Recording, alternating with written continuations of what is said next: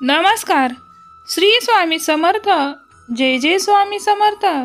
स्वामी महाराज आज तुम्हाला सांगत आहेत की बाळा, जीवनामध्ये ज्याच्या जीवनात अहंकाराने प्रवेश केला तो माणूस, तो व्यक्ती कितीही श्रेष्ठ, कितीही श्रीमंत असला तरीही तू वाया गेला.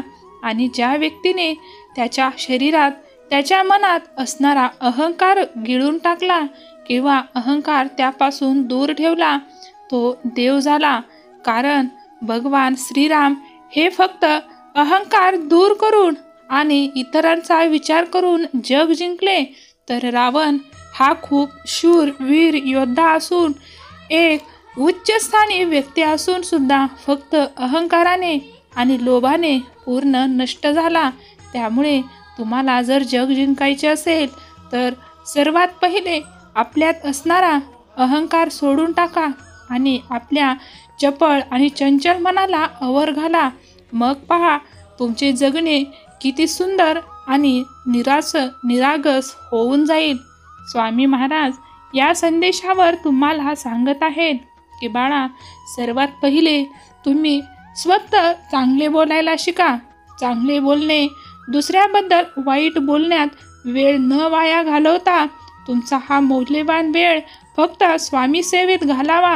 दुसऱ्याबद्दल वाईट बोलणे, त्यांचे वाईट विचार करणे, इतरांचा द्वेष करणे, त्याचे फळ हे तुम्हाला इथेच फेडावे लागते. म्हणून तुमचा स्वामींवरती विश्वास आणि श्रद्धा असेल तर फक्त तुमचा वेळ हा स्वामी नामात घालवून पहा.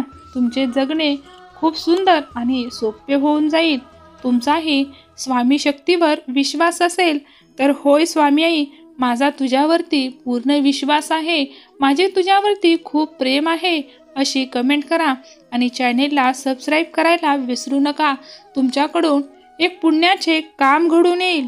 स्वामी आई सांगते की तुम्ही इतरांबद्दल जसा विचार करतात, जसे मन तुमचे इतरांसाठी पळवत असतात, तसेच तुमचे विचार तयार होतात आणि त्या विचाराच्या एक विशिष्ट प्रकारच्या लहरी तयार होत असतात. त्या लहरी पुढच्या व्यक्तीकडे जात तर असतात, परंतु त्या परत आपल्याकडे त्यांच्या विचाराच्या रूपाने आपल्याकडे येत असतात. आणि ते विचार नेहमी निगेटिव्ह आणि नकारात्मक असल्याने आपल्या मनावर त्याचा नेहमी वाईट परिणाम होत असतो. त्यामुळे तुम्ही जसा विचार करत आहात तसेच कर्म तुम्हाला इथेच फेडून जायचे आहे. देव तुम्हाला कधीही तुमच्या कर्मापासून दूर पळू देत नाही.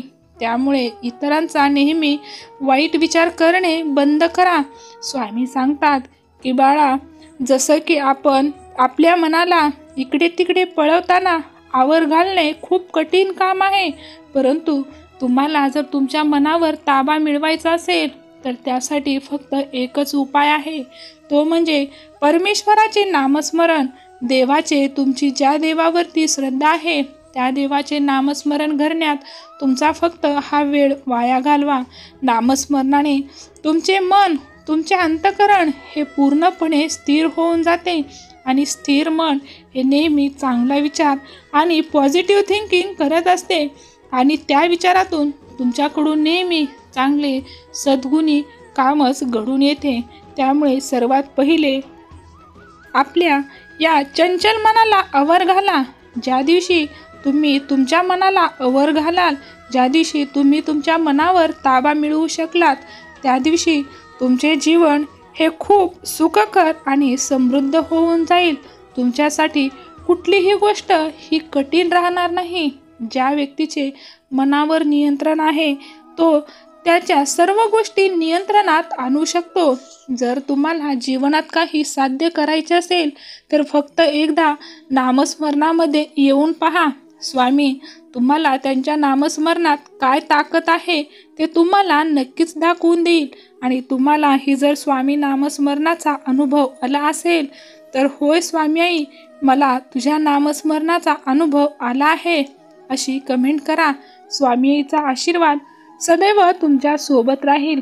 ज्या दिवशी आपल्या मनावर ताबा मिळवाल त्या दिवशी आपले जगणे सुंदर होतं आणि आपल्या दुःखाचे मुख्य कारण हे आपला अहंकार आहे. ज्या दिवशी तुम्ही हा अहंकार तुमच्यापासून दूर कराल त्या दिवशी तुमच्यासोबत सर्व चांगले विचार आणि चांगल्या गोष्टी घडायला सुरुवात होतील.